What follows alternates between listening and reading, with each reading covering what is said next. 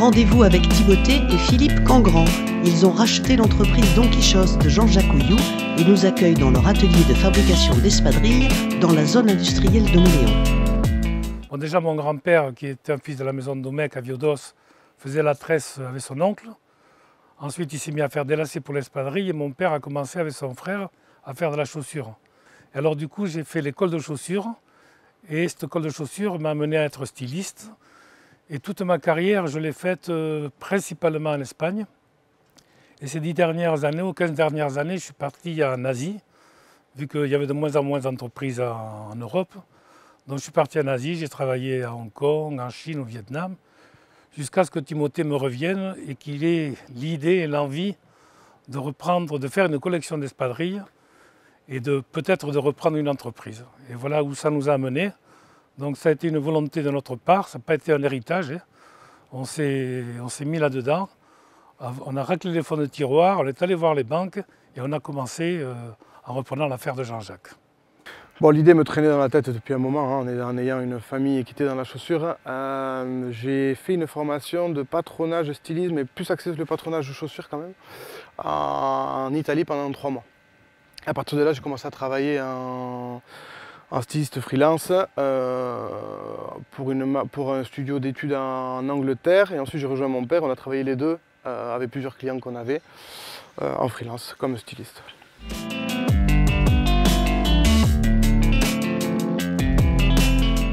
Alors, designer, bon, déjà, c'est une recherche des tendances. Il faut coller aux tendances qui viennent surtout du vêtement. Et donc, nous, pour y coller, bon, déjà, on fait des salons de matières premières, où on voit les tendances en tissu, en semelle, en fil, en quoi que ce soit. Voilà. Et donc, à partir de là, il y a notre savoir-faire. Hein, c'est des années de métier. Et puis la passion, quoi, qui nous font créer des modèles qui ont du succès, on peut dire. Hein. On démarre par le dessin, bien sûr. Bon, voilà, les croquis, on les fait la nuit, le jour, quand ça nous vient. Voilà. On a Louise qui nous aide beaucoup pour faire les mises au point. Et voilà, et on sort nos collections. Alors ce qu'on fait, nous, c'est on essaie de faire plusieurs collections dans la saison, quoi. On ne fait pas une collection pour toute la saison. Tous les mois à peu près, on essaie de faire des nouveautés parce que les clients, c'est ce qu'ils recherchent, quoi. Nous, dès qu'on a des nouveaux modèles, qu'on a des clientes qui viennent au magasin, on les fait passer dans l'atelier et ça y est, on commence à faire les sondages et à partir de là, on décide.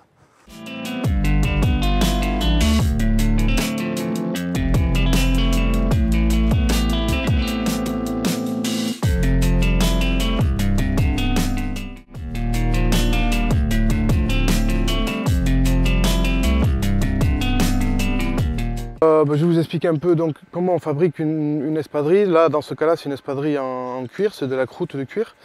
Donc on commence toujours par la base, par la semelle. Hein. Donc nous, on est connu pour notre épaisseur de semelle. Donc on fait notre tresse, on va la mouler, on va la coudre. Hein. C'est cette couture que vous voyez là. Et ensuite, donc il y a tout le procédé de vulcanisation. Donc on est connu aussi pour la vulcanisation. Déjà, on utilise un caoutchouc qui est 100% naturel. Hein. Il y a 0 additif. Donc ce caoutchouc a besoin d'une cuisson lente si vous voulez. Donc si vous voulez on chauffe très peu le caoutchouc mais on le cuit lentement si vous voulez. Donc en fait c'est à peu près 6-7 minutes pour cuire une paire de semelles. Hein. Donc une fois que notre semelle est faite, là voilà dans ce cas là on va couper le cuir. Donc le cuir est coupé à l'emporte-pièce. Donc dans les cuirs il faut toujours faire attention au prétend, hein. Il y a toujours un sens pour couper, hein, sinon vous allez avoir le cuir qui va s'étirer. Hein. Donc c'est très important de faire attention au prétend. Donc nous ce qu'on fait ici, donc on coupe en l'emporte-pièce les 2 pièces dont on a besoin. Hein. Ensuite on va couper aussi, voilà, on met un petit renfort en cuir, une petite talonnette en cuir. Voilà, tout ça on va couper, le préparer, le donner à Louise, hein, et c'est Louise ensuite qui va assembler le tout, hein, si vous voulez. Et une fois qu'on a tout monté, on va donner à nos couturières à domicile, donc le dessus déjà monté, hein, disons claqué, avec la semelle, le fil et l'aiguille, et elles vont faire tout le rebord, ce qu'on appelle le cousu main. Moi c'est Louise, ça fait 1 an que je suis en Soule, et bientôt 1 an que je travaille ici à Don Quichosse. J'avais déjà fait une petite formation en maroquinerie, donc en piquage, et j'ai travaillé 1 an à Genève. Et je suis arrivée ici en Soule, en fait, par hasard, avec mon copain et ma fille, voilà. On est arrivé un peu par hasard, on a bourlingué avant. Et puis un jour, je suis venue chercher des espadrilles ici, pour Noël, et voilà, c'est comme ça que je suis arrivée par hasard dans l'entreprise.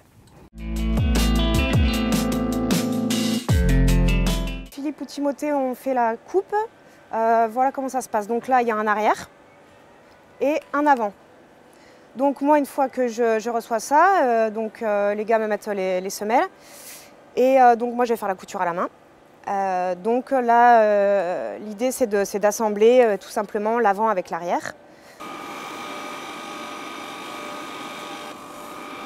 Voilà, donc ici, le souffleur, ça chauffe les fils qui restent. Par exemple, ça brûle un peu les petits poils de corde qui dépassent. Une fois que les chaussures ont été mises en forme, sont passées au four, on les reçoit ici. Et donc, on va venir les mettre tout en boîte. Alors pour les pointures, nous, pour ne pas se planter, à chaque fois, on sait qu'on a à peu près 50% chez les femmes, 50% de 38-39, puisque c'est les pointures qui partent le plus, évidemment. 5% de 35 et 10% 36-37. Voilà, puis après, des grandes pointures, 5%. Voilà, puis chez l'homme, c'est surtout le 42 et le 44 qui va partir.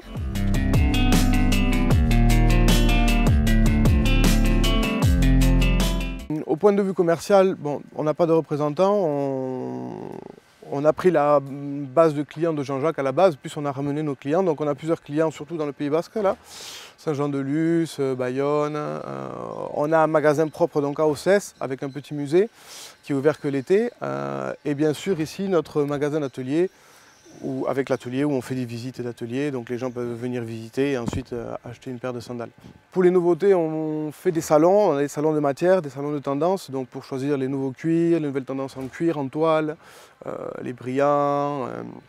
Donc on a été faire salon de matière surtout à Paris, à Milan, il y en a en Espagne aussi. J'ai une fois exposé notre collection au Japon, qui a beaucoup plu, et ça nous a permis de fidéliser nos clients en fait, si vous voulez, hein, au niveau de l'export, quoi.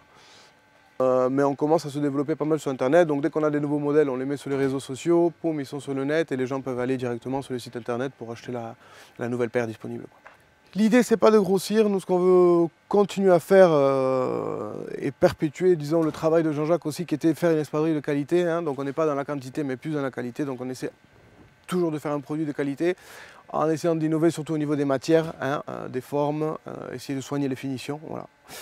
Donc l'idée c'est vraiment ça. Donc si vous voulez venir nous visiter, vous pouvez venir, nos portes sont ouvertes. Alors on est plus tranquille en hiver, hein, parce qu'en été il y a pas mal de passages. On fait surtout des visites de mai à septembre, mais bon, si vous venez là durant l'hiver, vous serez bien reçus. Pour ceux qui ne connaissent pas comment on fait une espadrille, on pourra vous montrer de A à Z comment nous travaillons. Et venez bientôt découvrir la nouvelle collection pour l'été 2019.